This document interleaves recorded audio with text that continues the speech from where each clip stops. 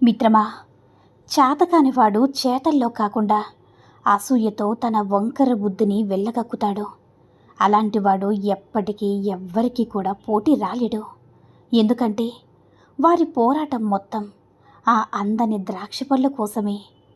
చేసుకోవడానికి ఒక పని, చుట్టూ స్నేహితులు, 4 ముద్దలన్నం, ఒక కుటుంబం, ఇవి ఉన్నా కూడా నువ్వు ఇంకా ఇంకా కక్కుర్తిగా గొంతెమ్మ కోరికలు కోరుతున్నావంటే అది నీ అల్పబుద్ధి మిత్రమా. ఒకటి చెప్తాను, గుర్తుపెట్టుకో. జీవితం ఒక సూత్రం మీద మాత్రమే ఆధారపడి ఉంటుంది. అదేంటంటే కష్టపడుతూ తెలివిగా మసులుకుంటూ ఎవరి మీద పడి ఏడవకుండా ముందుకు వెళ్ళిపోతే మంచి రోజులు చూడగలుగుతావు. లేదంటే దరిద్రాన్ని మూట కట్టుకొని అక్కడే ఆ కక్కుర్తిలోనే ఆగిపోతావని గుర్తుపెట్టుకో. అర్థమైందనుకుంటా. ఒక విషయాన్ని చెప్తాను, జాగ్రత్తగా గుర్తుపెట్టుకో మిత్రమా. డబ్బు పనికిరాని వాళ్ళని నీ చుట్టూ కూడా జమ చేస్తుంది. పేదరికం నీ కోసం నిలబడేవారెవరో నీకు తెలియచేస్తుంది మిత్రమా. అవసరం ఎంతటి నీచానికైనా సరే దిగజారుస్తుంది. ఆకలి పిచ్చుకులు తినే ఆ 4 వడ్ల గింజల విలువ లెక్క చెబుతుంది. కరువు అంతకుముందు అనుభవించిన ప్రతి చిన్న సదుపాయాన్ని కూడా ఉన్న విలువెంతో నీకు గుర్తు చేస్తుంది. అన్నీ ఉన్నప్పుడు వాటి విలువ నీకు తెలియదు. దొరకవు, దరి చేరవు అనుకున్నప్పుడే తెలుస్తుంది అవి లేని లోటు. అది మనిషైనా మరొకటైనా సరే మనకి అందుబాటులో ఉన్నంత వరకు కూడా చేజారిపోయాక తడుచుకొని తల్లడిల్లడం తప్ప మరేమీ కూడా చేయలేవు. మిత్రమా, ఎప్పుడు కూడా నీ శత్రువు చిన్నవాడని తక్కువ అంచనా వేయకూడదు. ఎవరి వెనక ఎంత బలముందో ఎవరికి తెలుసు. రావణుడు అంతటి వాడి హనుమంతుని తక్కువ అంచనా వేసుకుని చివరికి తన ప్రాణాల మీదకు తెచ్చుకున్నాడు. కాబట్టి ఎప్పుడూ కూడా కాస్త జాగ్రత్తగా ఉండాలి. అర్థమైందనుకుంటా. నువ్వు అడుగు ముందుకు వెయ్యగలిగితేనే దూరం అనేది దగ్గరగా అవుతుంది. నీవు చెమటను చిందించగలిగితేనే జీవితంలో దేనైనా సరే సాధించగలుగుతావు. నీవు ఎప్పుడు గెలిచినా వాన్ని ఆదర్శంగా తీసుకో, కానీ ఓడిపోయిన వాన్ని అనుభవంగా తీసుకో. అప్పుడే నువ్వు జీవితంలో ఏదైనా సరే సాధించగలుగుతావు. నీలో ఏ శక్తి సామర్థ్యాలు లేకున్నా పర్వాలేదు, కానీ సోమరితనాన్ని మాత్రం నీ దరి చేరనివ్వద్దు. ఎందుకంటే సోమరిపోతూ దేన్ని సాధించలేడు. ఒకటి చెప్తాను, గుర్తుపెట్టుకో మిత్రమా. నిన్నటి గురించి భయపడేవాడు నేడు పోరాడలేడు. నేడు పోరాడలేనివాడు రేపు గెలవలేడు. జీవితంలో గెలుపు కావాలనుకుంటే భయం వదిలేసేయాలి. భయం పోవాలంటే పోరాడి తీరాలి. జీవితంలో ముందుకెళ్ళాలి అనుకున్నప్పుడు కాలం నిన్ను వెనక్కి లాగుతుందని భయపడకు మిత్రమా.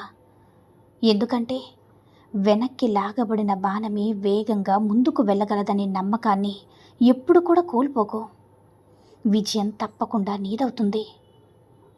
మిత్రమా, ఈ సమాజంలో అతి ఖరీదైన వస్తువు నమ్మకం.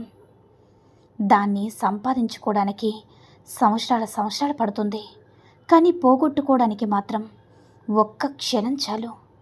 కాబట్టి కంటితో చూడనివి, చెవులతో విననివి ఎప్పుడు కూడా నమ్మవద్దు. ఇతరులు కూడా చెప్పవద్దు. ఎందుకంటే కొంతమంది చెప్పే మాటల వల్ల మీ కుటుంబ సంబంధాలు కూడా తెగిపోతాయి. కానీ ఒకటి గుర్తుపెట్టుకో, తప్పు చేసిన వాడికి ఒక అవకాశం ఇవ్వు, దాన్ని సరిదిద్దుకుంటాడు. కానీ మోసం చేసిన వాడికి ఎప్పటికీ కూడా అవకాశం ఇవ్వదు మిత్రమా. మరొక్కసారి అలాంటి వాడికి అవకాశం ఇస్తే నీ జీవితంలో మర్చిపోలేని గాయాన్ని మిగులుస్తాడు. మోసానికి నమ్మక ద్రోహానికి చాలా తేడా ఉంది. మోసం అందరూ చేస్తారు, కానీ నమ్మక ద్రోహం మాత్రం నువ్వు నమ్మిన వాళ్ళు మాత్రమే చేస్తారు. ఇది గుర్తుపెట్టుకో మిత్రమా. నీ చుట్టూ జనాలు ఉన్నారంటే నువ్వేదో చేస్తున్నారని అర్థం.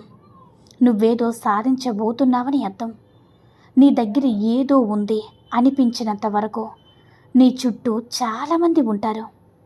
అది డబ్బైనా, పేరైనా, హోదా అయినా సరే, వీటిలో నీ దగ్గర ఏదున్నా సరే నీ లెవెలే వేరేలా ఉంటుంది. ఇది అంతా నాణానికి ఒకవైపు అయితే నీ చుట్టూ ఎవరూ లేరంటే నువ్వు ఏదో సరిగ్గా చేయడం లేదని అర్థం మిత్రమా. తప్పు చేస్తున్నావని అర్థం. నీ చుట్టూ ఎవరూ లేరంటే నీ దగ్గర ఏమీ లేదని అర్థం. ఎందుకంటే ఈ ప్రపంచం మొత్తం స్వార్థంతో నిండిపోయింది. మనిషి చుట్టూ అవసరాలు, ఆ అవసరాల చుట్టూ మనుషులు.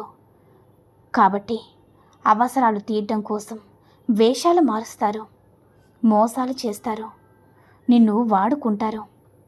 వాళ్ళ అవసరం తీరిపోయాక నిన్ను వదిలేస్తారు. మిత్రమా, తప్పు చేసి గట్టిగా అరిచినంత మాత్రాన అవతల వాళ్ళు గెలిచినట్టు కాదు. మౌనంగా ఉన్నంత మాత్రాన నువ్వు తప్పు చేసినట్లు కాదు. ఒకటి చెప్తాను, గుర్తుపెట్టుకో మిత్రమా. కింద పడిన రూపాయి బిళ్ళ చేసే శబ్దం కింద పడిన 100 రూపాయల నోటు అస్సలు చేయదు. శబ్దం చేయనంత మాత్రాన 100 రూపాయల నోటు విలువ తగ్గిపోదు కదా. ఒక్క 100 రూపాయల నోటుతో 100 రూపాయల బిళ్ళను కొనగలం. అలాగే ఒక వ్యక్తి విలువ అతని మాటల కంటే అతని చేతల ద్వారానే గుర్తింపబడుతుంది. ఎందుకంటే అర్థమైందనుకుంటా. జీవితంలో సుఖంగా ఉండాలంటే 3 విషయాలు గుర్తుపెట్టుకోవాలి మిత్రమా. 1 జరిగినవి మర్చిపోవాలి. 2 జరుగుతున్న దాన్ని గమనించాలి. 3 జరగబోయే దానికి సిద్ధంగా ఉండాలి. మన జీవితం అంతా టీ అండ్ బిస్కెట్ లాగా ఉంటుంది. ఎందుకంటే టీ అండ్ బిస్కెట్ నేర్పించే పాఠం ఏంటంటే, బిస్కెట్ను టీలో లోతుగా ముంచితే కాసేపటికి అది విరిగిపోతుంది. సరిగ్గా అలాగే నువ్వు ఎవరితో అయినా సరే, ఏ విషయంలో అయినా సరే, ఎవరినైనా సరే గుడ్డిగా నమ్మి వాళ్ళతో అన్ని విషయాలు చెబితే ఆ తర్వాత వాళ్ళు నిన్ను విరిచేస్తారు. కాబట్టి ఒక మనిషిని అర్థం చేసుకునే ముందు లేదా అపార్థం చేసుకునే ముందు ఆ వ్యక్తి గతంలో నీతో ఎలా ఉండేవాడో ఒక్కసారి గుర్తు చేసుకుంటే నిజానిజాలు నీకే అర్థమవుతాయి. అర్థమైందనుకుంటా. మిత్రమా, జీవితంలో నువ్వు పడిపోయిన ప్రతిసారి పైకి లేవడానికి మాత్రమే ప్రయత్నించాలి. అంతేగాని పడిపోయాను కదా అని అక్కడే పరుపు వేసుకొని పడుకోకూడదు.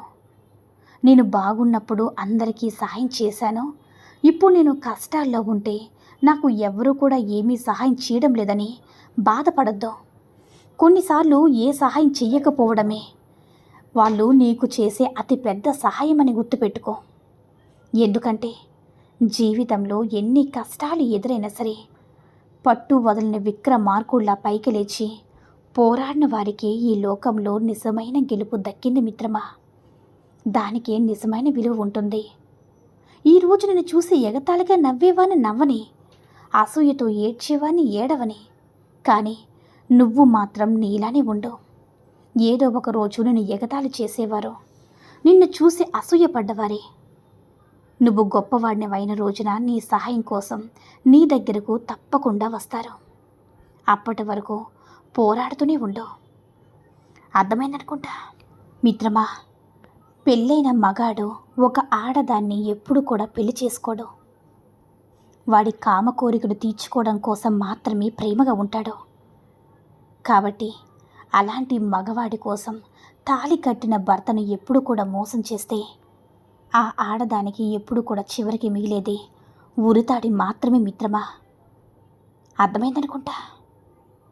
ఆలోచించండి. ఈ సూక్తుల్లో ఏ సూక్తి నచ్చిందో కామెంట్ చేయండి. ఈ వీడియో నచ్చినట్లయితే లైక్ చేసి మరిన్ని వీడియోస్ కోసం మన ఛానల్ని సబ్స్క్రైబ్ చేసుకొని మాకు మరింతగా సపోర్ట్ చేయండి. ధన్యవాదములు.